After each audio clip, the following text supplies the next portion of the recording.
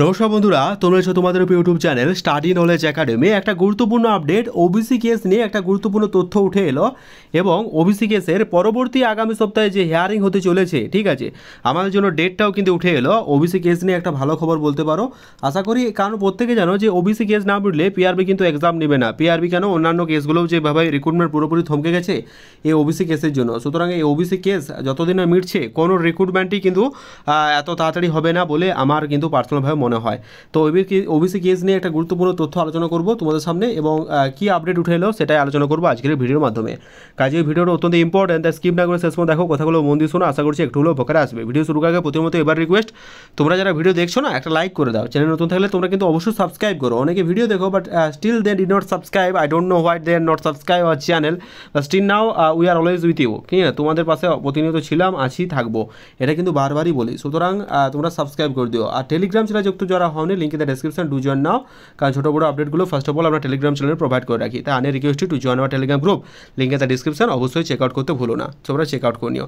তো দেখতে পাচ্ছ এখন আমি আছি একদম কলকাতা হাইকোর্টের অফিসিয়াল ওয়েবসাইটে।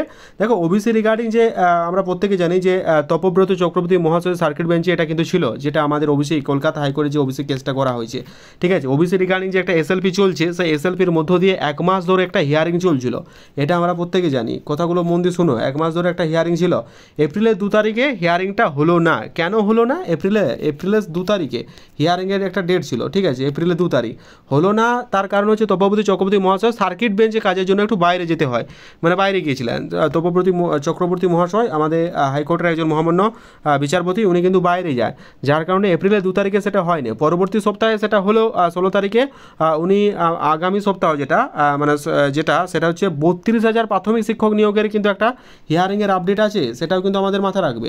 তার সাথে আমাদের আগামী মানে 6 মে পরবর্তী একটা ডেট কিন্তু উঠে এলো, 6 মে, যেটা কিন্তু বারবার বলছি, প্রসূন মিত্র স্যার নামে একজন পোস্ট করেছে, সেখানে কিন্তু এই তথ্য উঠে এলো। কারণ আমরা তো প্রত্যেকে জেনে গেছি যে ওবিসি না মিটলে কিন্তু পিআরবি এক্সাম নেবে না। বারবার ডেপুটেশন আমরা যখন জমা দিতে যাই, অনেকে আমার জিজ্ঞেস করো, খুব খারাপ লাগে বলতে, যে দাদা ডাব্লিউপি এক্সাম কবে হবে, first of all KP exam কবে হবে, অনেকেই জিজ্ঞেস করো। কিন্তু আমি একটা কথা বারবার বলতে চাই যে ওবিসি কেস না মিটলে কোনো এক্সামই কিন্তু হবে না।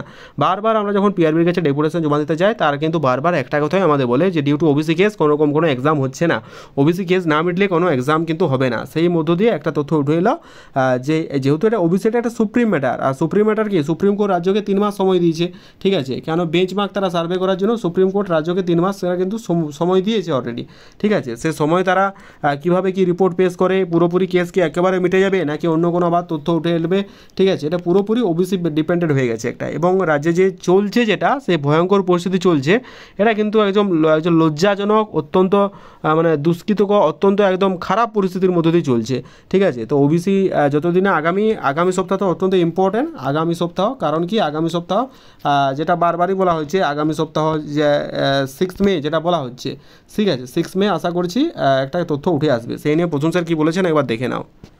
স্যারের এই পোস্টটা দেখলাম কিছুদিন আগে পোস্ট করেছে প্রসূন মিত্র স্যার নামে একজন, হাইকোর্টে ওবিসি মামলা পরবর্তী শুনানি।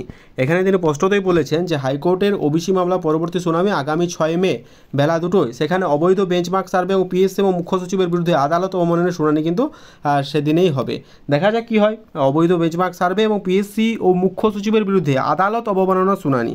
এখানে কোন আদালত অবমাননার কথা স্যার বলছেন এটা হয়তো আমি জানি না, কারণ একটা কথা বলা হয়েছিল যে অনগোয়িং রিক্রুটমেন্টের উপর কোনো রকম এফেক্ট পড়বে না। তার সত্ত্বেও প্রসূন স্যার কোন ব্যাপারটা বলছে এই ব্যাপারে জানি না। আশা করছি পিএসসি ঠিকঠাক রেগুলেটিং রুল মেনেই সমস্ত কিছু করছে।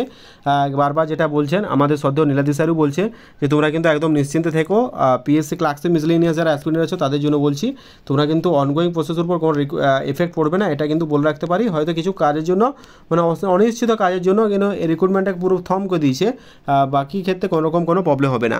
এই রিক্রুটমেন্ট থমকে দেওয়ার জন্য আগামী 28 এপ্রিল প্রত্যেককে আমি আরেকবার জেনারেল রিমাইন্ডার করছি, 28 এপ্রিল আমরা পিএসসি ঘেরাও অভিযান কর্মসূচি চালু করেছি। সেখানে শান্তিপূর্ণ আন্দোলন আমরা চালু করব এবং সংবিধান মেনে সমস্ত কিছু, সে হাই হুল্লো এরকম কোনো কিছু ব্যাপার নয়, সমস্ত কিছু একদম নিয়ম প্রসিডিওর মেনে আমাদের আন্দোলন হবে।